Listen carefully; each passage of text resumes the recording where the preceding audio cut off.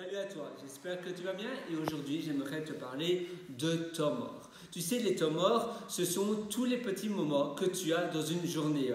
Par exemple, quand tu es dans les bouchons, tu es en voiture, tu es dans les bouchons, il y a pas mal de bouchons, c'est un temps mort. Tu es dans une file d'attente, c'est un temps mort. Tu dois attendre un rendez-vous chez le médecin peut-être, dans une salle d'attente, c'est un temps mort. Tu as une visite immobilière d'un appartement, d'une maison ou autre et que tu dois attendre dans la rue avant que la personne vient ouvrir la porte de la maison pour la visite, c'est un temps mort. Tu attends le matin, tu t'es réveillé et tu dois attendre ton conjoint, ta conjointe pour prendre le petit déjeuner ou tes parents même ou autre chose, eh bien c'est un temps mort. Donc tu vois, dans une journée, il y a plein de temps morts qui finalement sont du temps perdu. Et le temps perdu, c'est de la vie perdue.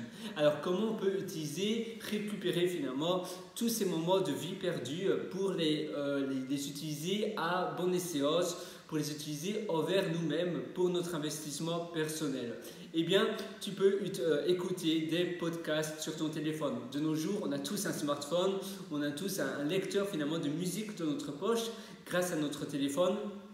Et on peut utiliser des podcasts, on peut écouter des livres audio. Moi j'adore Audible, mais tu peux utiliser une autre application ou simplement télécharger des audios sur ton téléphone. Si tu as YouTube ou une plateforme similaire ou une nouvelle plateforme qui vient de sortir où tu as un mode offline où tu peux télécharger des audios sur ton téléphone, eh bien fais-le.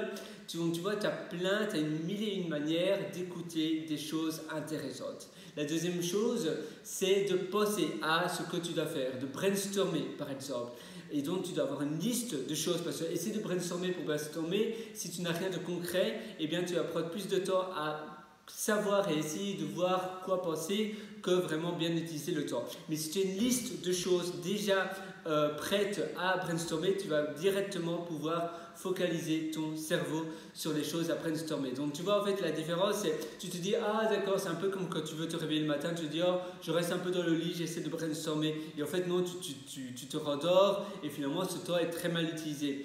La même chose si tu dois attendre et que tu essaies de brainstormer, tu es souvent, si tu es dans la rue ou dans les bouchons, tu es un peu distrait par le trafic avec ton environnement et du coup, vu que tu n'as rien de vraiment précis pour brainstormer, tu vas simplement, ça ne sera pas un temps bien utilisé à bon escient, ce ne sera pas du temps de qualité à brainstormer. Mais si tu as une liste déjà sur ton téléphone de choses concrètes, de problèmes à résoudre, eh bien ça sera beaucoup plus simple.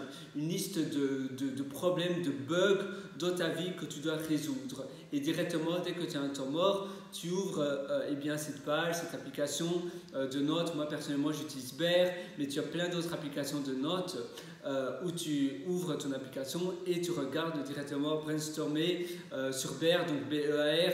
Tu peux mettre des hashtags, donc des étiquettes de mots-clés sur tes notes. Tu as la même chose avec l'application de notes d'Apple, tu as la même chose avec plein d'autres applications du style Google Keep et autres, et ça t'aide. Une autre chose que tu peux faire, c'est avoir une Kindle, une liseuse, tu vois, regarde, moi j'en ai une, et si tu en as toujours une dans ton sac à dos, dans ton sac, eh bien tu la sors et tu lis un petit peu. Il y a une file d'attente, tu veux prendre un café et tu dois un peu attendre, eh bien tu sors ta Kindle et tu lis. Et en fait, ça c'est l'utilisation gratifiante finalement, l'utilisation positive de ton temps, de la vie de tous les jours. Et je te souhaite vraiment de faire cela.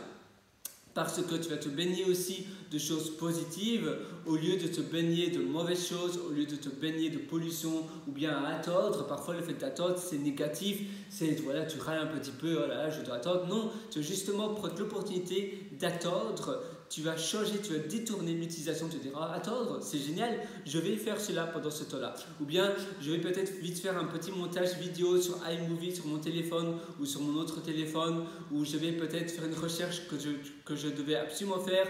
Personnellement, j'ai aussi une liste de tâches et j'ai une catégorie qui s'appelle recherche et ce sont toutes les recherches que je dois faire. Et directement, alors je fais une recherche, je mets à jour aussi mon livre, j'utilise Peggy sur iPhone qui se synchronise avec mon ordinateur, mon téléphone et autres, et ma tablette. Et du coup, directement, j'ai un temps libre, j'ai 5 minutes, je regarde s'il n'y a pas des corrections à faire et autres.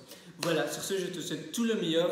si tu veux aller plus loin dans l'organisation de ton temps, je t'ai aussi concocté un atelier qui s'appelle Immersion profonde, la méthode Deep, et ça se trouve sur mon site pierrewriter.com, pierrewriter.com, et là-dessus tu as un lien qui s'appelle Mes méthodologies et tu trouveras cet atelier. À très bientôt, je te souhaite tout le meilleur. Utilise bien ton temps parce qu'on a tous une seule vie et la vie passe beaucoup plus vite que ce que l'on pense.